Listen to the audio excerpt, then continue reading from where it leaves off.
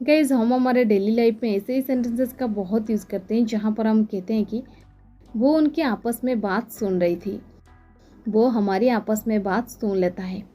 यहाँ हमारे आपस में बात कोई भी सुन सकता है। गाइज इस प्रकार के सेंटेंसेस को हम हिंदी में तो बड़ी आसानी से बोल लेते हैं, बट इसे इंग्लिश में कैसे कहेंगे, इसके लिए कौन से स्ट्रक्चर की यूज़ करेंगे, आज के इस वीडियो में हम सीखने वाले हैं। इस प्रकार के सेंटेंसेस को इंग्लिश में कहने के लिए आपको ये स्ट्रक्चर फॉलो कर देनी है।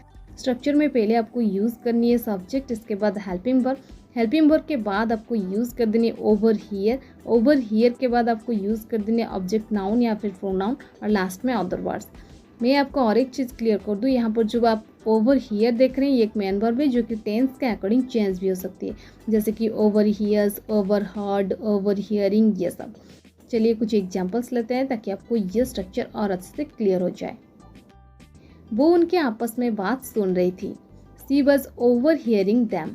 She was overhearing them. वो हमारे आपस में बात सुन लेता है।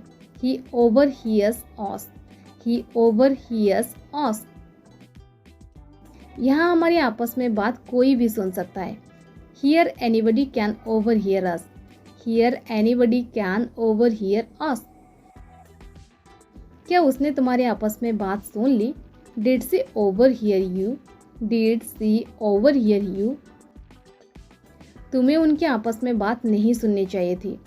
You should not have overheard them. You should not have overheard them. क्या कोई हमारे आपस में बात सुन रहा है? Is anyone overhearing us? Is anyone overhearing us? मैंने तुम्हारी आपस में बात सुन ली। I overheard you. I overheard you. क्या उसने तुम्हारी आपस में बात सुन ली? Did she overhear you? Did she overhear you? क्यों दूसरे के आपस में बात सुनते हो? Why do you overhear others? Why do you overhear others?